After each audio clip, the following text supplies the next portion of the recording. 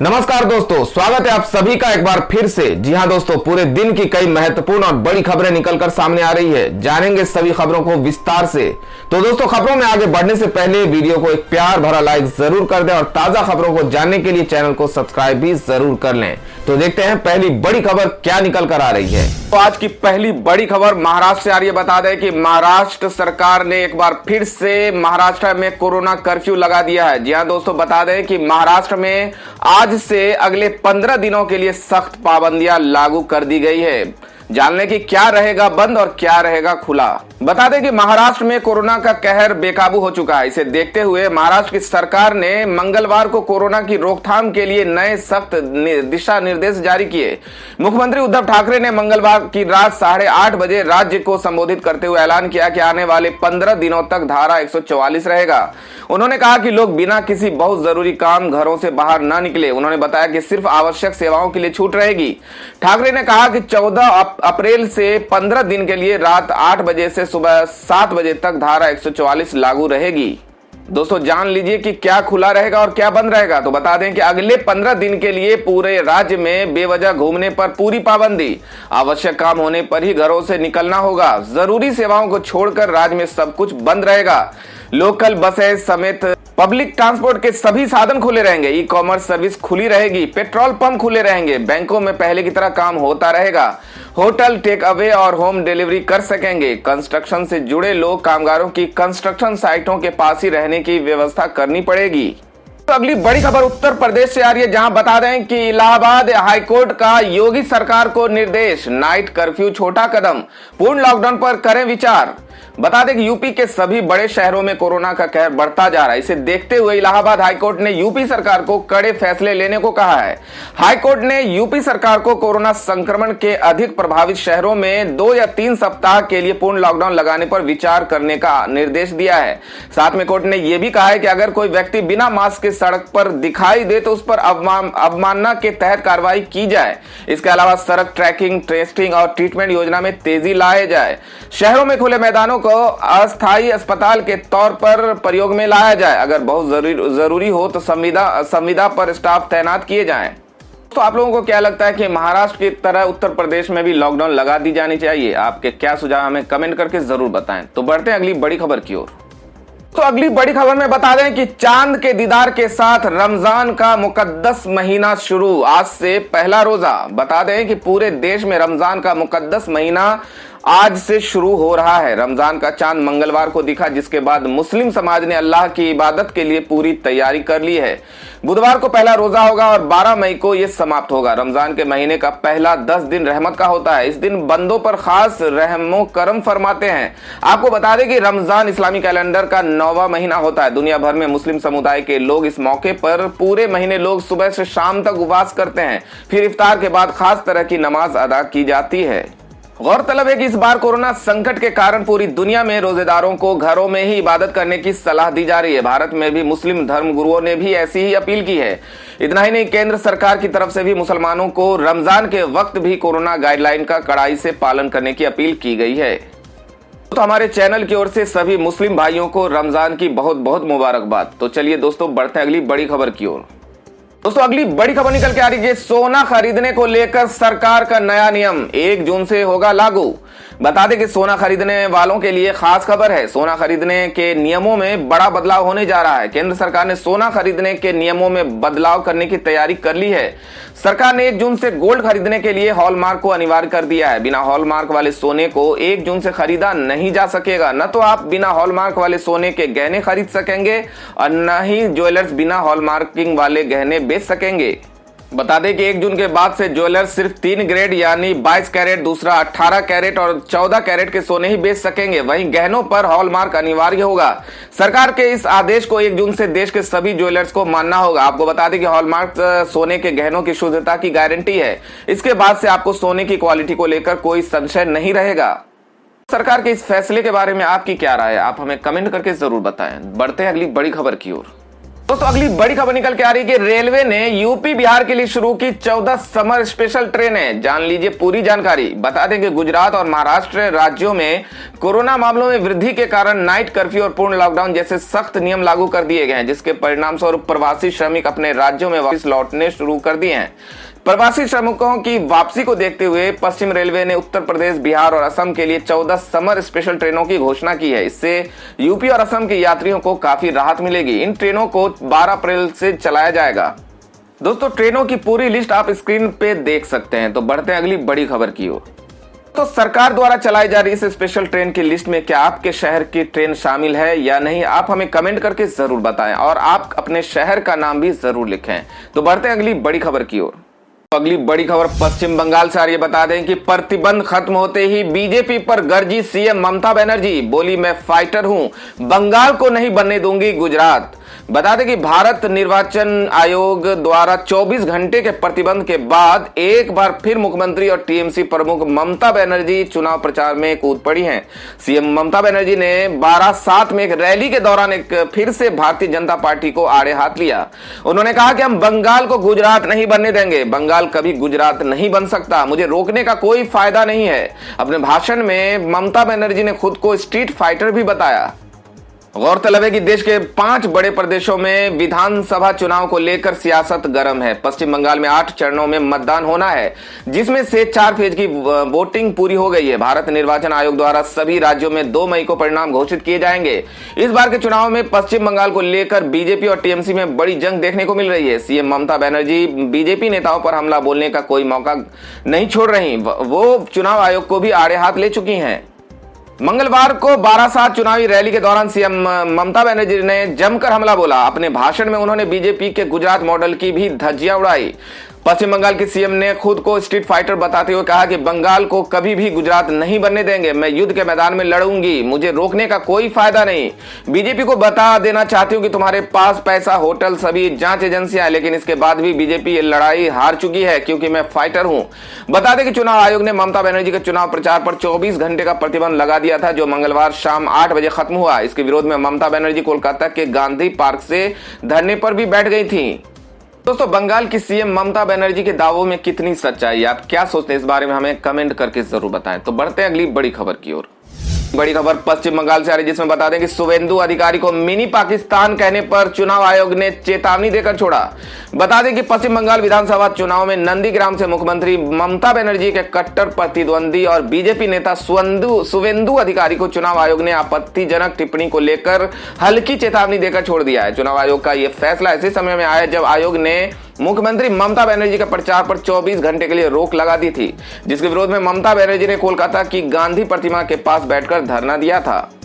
कभी ममता बनर्जी के खास सहयोगी रहे अधिकारी के खिलाफ मिनी पाकिस्तान वाले बयान को लेकर शिकायत दर्ज कराई गई थी। शुवेंदु अधिकारी ने दिसंबर में बीजेपी ज्वाइन कर ली थी और पार्टी ने नंदीग्राम से उन्हें उम्मीदवार बनाया है। ममता बनर्जी भी अपनी भवानीपुर सीट छोड़कर अधिकारी के खिलाफ लड़ने यहां पहुंची हैं। तो चुनाव के दौरान हिंसा और नेताओं द्वारा दिए गए नफरत फैलाने वाले बयान के बारे में आप क्या सोचते हैं? अपनी राय, अपने सुझाव हमें कमेंट करके जरूर बताएं। तो बढ़ते हैं अगली बड़ी खबर की ओर। दोस्तों अगली बड़ी खबर निकल के आ रही है कि कुंभ मेला में उमड़ी भीड़ को फिल्म मेकर राम गोपाल वर्मा ने बताया कोरोना बम। पूछा इसका जिम्मेदार कौन? बता दें कि कोरोना वायरस के केस दिन ब दिन बढ़ते जा रहे हैं। उत्तराखंड में भी कोरोना का ग्राफ तेजी से बढ़ रहा है। इसी बीच हरिद्वार महाकुंभ के आयोजन की लगातार आलोचना हो रही है। लोग इस आयोजन को कोरोना बम मान रहे हैं। डायरेक्टर राम गोपाल वर्मा ने शाही स्नान से जुड़ी तस्वीर साझा की है। इस फोटो को शेयर करते हुए राम गोपाल वर्मा ने भीड़ को कोरोना एटम बम बताया है। बता दें कि राम गोपाल वर्मा सोशल मीडिया पर काफी सक्रिय रहते हैं, साथ ही इसके जरिए सामाजिक राजनीतिक मुद्दों पर बेबाकी से बोलते भी रहते हैं। राम गोपाल वर्मा ने अपने आधिकारिक ट्विटर अकाउंट पर 2 तस्वीरें साझा की हैं। इनमें से एक तस्वीर हरिद्वार के कुंभ मेले की है, तो वहीं दूसरी तस्वीर पिछले साल दिल्ली की मस्जिद में जमा हुए जमातियों की है। राम गोपाल वर्मा ने अपने अगले ट्वीट में अल्बर्ट आइंस्टीन के विचार का जिक्र करते हुए लिखा कि बाईं ओर कुंभ मेला 2021 और दाईं ओर जमात 2020 है और इस मूर्खता का कारण केवल भगवान जानते हैं। राम गोपाल वर्मा ने कुंभ मेला से जुड़ी तस्वीर को साझा करते हुए लिखा कि जिस चीज को आप देख रहे हैं वो कुंभ मेला नहीं बल्कि ये कोरोना एटम बम है। मैं इस बात को लेकर हैरान हूं कि इस वायरल एक्सप्लोजन का जिम्मेदार आखिर कौन होगा। राम गोपाल वर्मा के इस ट्वीट में भारी मात्रा में श्रद्धालु गंगा में स्नान करते हुए दिखाई दे रहे हैं। बता दें कि इससे पहले एक्ट्रेस ऋचा चड्ढा और सोनी राजदान ने भी कुंभ मेला में उमड़ी भीड़ को लेकर ट्वीट किया था। तो दोस्तों, देश में फैली महामारी के बीच कुंभ में उमड़ी भीड़ क्या सरकार के ऊपर सवाल उठाती है? अपनी राय, अपने कमेंट हमें जरूर बताएं। तो बढ़ते हैं अगली बड़ी खबर की ओर। तो अगली बड़ी खबर उत्तर प्रदेश से आ रही है। बता दें कि मुख्यमंत्री कार्यालय में कुछ अधिकारी corona positive, CM Yogi Adityanath हुए आइसोलेट। बता दें कि उत्तर प्रदेश के मुख्यमंत्री योगी आदित्यनाथ ने खुद को आइसोलेट कर लिया है, जिसकी जानकारी खुद उन्होंने ट्वीट के जरिए दी। सीएम योगी ने अपने ट्वीट में बताया कि मेरे कार्यालय के कुछ अधिकारी कोरोना से संक्रमित हुए हैं। यह अधिकारी मेरे संपर्क में रहे हैं, इसलिए मैंने एहतियातन खुद को आइसोलेट कर लिया और सभी कार्य वर्चुअली शुरू कर रहा हूं। बता दें, कोरोना की रफ्तार थमने की जगह बढ़ती जा रही है। हालात यह है कि पहले की तुलना में ज्यादा पॉजिटिव केस दर्ज हो रही है। यूपी में कोरोना के मामलों में इजाफा हो रहा है। वहीं अब खुद सीएम योगी आदित्यनाथ ने भी खुद को अलग करके आइसोलेट कर लिया है। ऐसे में अब योगी वर्चुअली मीटिंग के जरिए कामकाज देख रहे हैं। वहीं सीएम योगी आदित्यनाथ ने लखनऊ में धार्मिक गुरुओं के साथ वीडियो कॉन्फ्रेंसिंग के जरिए बैठक की। इस दौरान उन्होंने कोरोना के खिलाफ लड़ाई अकेले प्रधानमंत्री की नहीं है, सभी को उनके नेतृत्व में इस लड़ाई को आगे बढ़ाना होगा, इसलिए धर्म गुरुओं का सहयोग प्राप्त करने के लिए बैठक बुलाई है। वीडियो कॉन्फ्रेंस में धर्म गुरुओं के साथ बातचीत करते हुए सीएम योगी ने कहा कि हमें बहुत सतर्कता की जरूरत है। आज से नवरात्र और कल से रमजान शुरू हो रहा है। मेरा सभी धर्म गुरुओं से निवेदन है कि श्रद्धालुओं से अपील करें कि कोविड दिशा निर्देशों का सख्ती से पालन करें। दोस्तों, अगली बड़ी खबर गोवा से आ रही है। बता दें कि गोवा में बीजेपी को बड़ा झटका, गोवा फॉरवर्ड पार्टी ने एनडीए से तोड़ा रिश्ता। बता दें कि गोवा में बीजेपी को आज उस वक्त बड़ा झटका लगा जब उसकी सहयोगी पार्टी गोवा फॉरवर्ड पार्टी ने एनडीए से रिश्ता तोड़ दिया। गोवा फॉरवर्ड पार्टी ने राज्य की भाजपा नीति सरकार पर गोवा विरोधी नीतियां अपनाने का आरोप लगाया और मंगलवार को वो राष्ट्रीय जनतांत्रिक गठबंधन एनडीए से अलग हो गई। 40 सदस्यीय गोवा विधानसभा में जीएफपी के 3 विधायक हैं। जीएफपी ने 2017 में एनडीए को मनोहर पारिकर की अगुवाई में भाजपा की सरकार बनवाने के लिए समर्थन दिया था। हालांकि पारिकर के 2019 में निधन के बाद प्रमोद सावंत की अगुवाई वाली सरकार में जीएफपी के 3 मंत्रियों को स्थान नहीं मिलने से पार्टियों के बीच संबंध ठीक नहीं चल रहे थे। इसके बाद जीएफपी की राज्य कार्यकारी समिति और राजनीतिक मामलों की समिति ने मंगलवार को बैठक की, जिसमें एनडीए से अलग होने का फैसला लिया गया। तो खबरों में आगे बढ़ने से पहले आपको याद दिला दें कि अभी तक आपने वीडियो को लाइक नहीं किया तो लाइक कर दें, दोस्तों को शेयर भी कर दें और ऐसी ही बड़ी और ताजा खबरों के लिए हमारे चैनल को सब्सक्राइब भी जरूर कर लें। तो बढ़ते हैं अगली बड़ी खबर की ओर। तो अगली बड़ी खबर निकल के आ रही है कि केजरीवाल सरकार ने बदली चांदनी चौक की सूरत, चमाचम हुई सड़कें, मिली जाम से मुक्ति। बता दें कि जब से अरविंद केजरीवाल सरकार दिल्ली की सत्ता में आई है तब से उसने दिल्ली और दिल्ली वासियों के हित में कई बड़े फैसले लिए हैं। लोगों के हित में केजरीवाल सरकार ने कई ऐसी योजनाओं को लागू किया है जो पूरे भारत में किसी और राज्य में देखने को नहीं मिलती है। अब केजरीवाल सरकार चांदनी चौक की सूरत को बदलने के काम में लग गई है। बता दें कि चांदनी चौक लाल किले के ठीक सामने स्थित है और वो ऐतिहासिक रूप से भी काफी मायने रखती है। इसके बावजूद चांदनी चौक का किसी भी सरकार ने सुध नहीं ली, लेकिन केजरीवाल सरकार अब इसके सौंदर्यीकरण में लग गई है। चांदनी चौक को वर्ल्ड क्लास लुक दिया जा रहा है। इसे यहाँ आने वाले पर्यटकों की सुविधा को ध्यान में रखते हुए विकसित किया जा रहा है। कुल मिलाकर सरकार इसे आधुनिक रूप देने में लग गई है।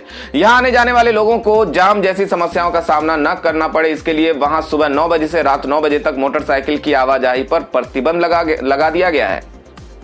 इससे पहले वहां हमेशा जाम जैसी समस्या बनती थी और लाल किला देखने के लिए आने वाले पर्यटक जाम की वजह से बेहद परेशान रहते थे। केजरीवाल सरकार ने इस समस्या को महसूस किया और अब इससे लोगों के निजात दिलाने के काम में जुट गई है। दोस्तों, केजरीवाल सरकार के इस पहल के बारे में आप क्या सोचते हैं? आप अपनी राय हमें कमेंट करके जरूर बताएं। तो बढ़ते हैं अगली बड़ी खबर की ओर। दोस्तों, अगली बड़ी खबर भोपाल से आ रही है, जिसमें बता दें कि भोपाल में कोरोना का कहर, स्थिति को काबू में करने के लिए कैंसिल करनी पड़ी सरकारी कर्मचारियों की छुट्टियां। बता दें कि मध्य प्रदेश में कोरोना का कहर जारी है, जिसकी वजह से कई जिलों में कोरोना कर्फ्यू लगाया गया है। बोर्ड की 10वीं और 12वीं की परीक्षाओं के अलावा एमपीपीएससी राज्य वन सेवा की मेंस परीक्षा भी स्थगित कर दी गई। इस महामारी से सबसे ज्यादा इंदौर और भोपाल प्रभावित है, जिसे देखते हुए भोपाल के सभी सरकारी अधिकारी और कर्मचारियों के अवकाश पर रोक लगा दी गई है। तो अगली बड़ी खबर में आपको बता दें कि दिल्ली वासियों के लिए खुशखबरी, इस नंबर पर मिस्ड कॉल देकर उठाए केजरीवाल सरकार की सभी योजनाओं का लाभ। बता दें कि अगर आप दिल्ली के निवासी हैं तो आपके लिए ये अच्छी खबर है। लोगों के हित में ताबड़तोड़ फैसले ले रही अरविंद केजरीवाल सरकार ने एक और अच्छा फैसला लिया है। दरअसल सरकार ने आम लोगों को अपनी विभिन्न योजनाओं से जोड़ने के लिए एक मोबाइल नंबर जारी किया है, जिस पर मिस कॉल देकर आप सरकार की विभिन्न योजनाओं का लाभ ले सकते हैं। बता दें कि दिल्ली सरकार में कैबिनेट मंत्री राजेंद्र पाल गौतम ने दिल्ली सरकार की योजनाओं से आम जनता को जोड़ने के लिए 8447004400 नंबर जारी किया है। ये नंबर मुख्य रूप से दिल्ली सरकार की घर घर राशन योजना को ध्यान में रखकर जारी किया गया। उन्होंने दिल्ली राज्य अन्य पिछड़ा वर्ग आयोग द्वारा आयोजित एक कार्यक्रम में ये नंबर जारी किया। इस दौरान आयोग के अधिकारियों ने विभाग द्वारा किए गए कार्यों की जानकारियां भी प्रस्तुत की। अगर आप भी दिल्ली वासी हैं तो अपने इलाके का नाम हमें कमेंट करके जरूर बताएं। तो बढ़ते हैं अगली बड़ी खबर की ओर। तो अगली बड़ी खबर महाराष्ट्र से आ रही है। बता दें कि मुंबई के रेलवे स्टेशनों पर मजदूरों की भारी भीड़। रेलवे बोला हर साल गर्मियों में इस तरह की भीड़ होती है। बता दें कि कोरोना महामारी के चलते मुंबई से एक बार फिर प्रवासी मजदूरों का पलायन शुरू हो गया है। लॉकडाउन की आशंका से प्रवासी मजदूर मुंबई छोड़ने को मजबूर हो रहे हैं। मुंबई के कुर्ला में लोकमान्य तिलक टर्मिनस में प्रवासी मजदूरों की काफी भीड़ देखी गई, जिसके बाद वहां अफरा तफरी का माहौल बना हुआ है। लोगों की भीड़ रोकने के लिए पुलिस को बल प्रयोग भी करना पड़ रहा है। वहीं रेलवे ने लोगों को आशंकित न होने के लिए कहा है।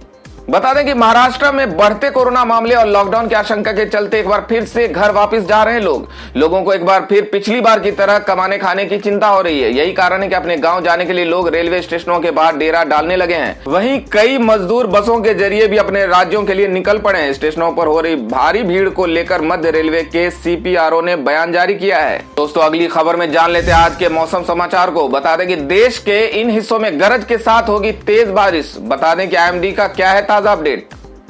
देश की राजधानी दिल्ली समेत उत्तर भारत के कई हिस्सों में लोग गर्मी से परेशान हैं। दिल्ली में दिन चढ़ने के साथ ही बहुत तेज धूप हो रही है। दिल्ली के सफदरजंग मौसम केंद्र में दिन का अधिकतम तापमान 39.2 डिग्री सेल्सियस दर्ज किया गया, जो कि सामान्य से 3 डिग्री ज्यादा है। जबकि न्यूनतम तापमान 18.3 डिग्री सेल्सियस रहा, जो कि सामान्य से 3 डिग्री कम दर्ज किया गया। दिल्ली NCR के लोग अप्रैल के महीने में ही भीषण गर्मी से परेशान हैं। वहीं दूसरी ओर देश के अन्य हिस्सों में भारतीय मौसम विभाग ने बारिश का अलर्ट जारी किया है। मध्य प्रदेश, महाराष्ट्र के विदर्भ, तेलंगाना, छत्तीसगढ़, ओडिशा और पश्चिम बंगाल के कुछ हिस्सों में गरज के साथ बारिश होने का अनुमान है।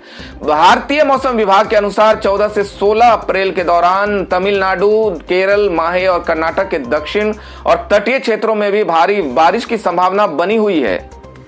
तो दोस्तों ये थी अब तक की सभी बड़ी खबरों की अपडेट्स। टुडे ब्रेकिंग न्यूज और लेटेस्ट खबरों को देखने के लिए हमारे चैनल को सब्सक्राइब जरूर कर लें। वीडियो लाइक और शेयर जरूर कर दें अपने दोस्तों और रिलेटिव्स के साथ। तो दोस्तों आपसे फिर मिलेंगे काम की खबरों और सरकारी योजनाओं की एक और नई वीडियो के साथ। तब तक के लिए धन्यवाद दोस्तों।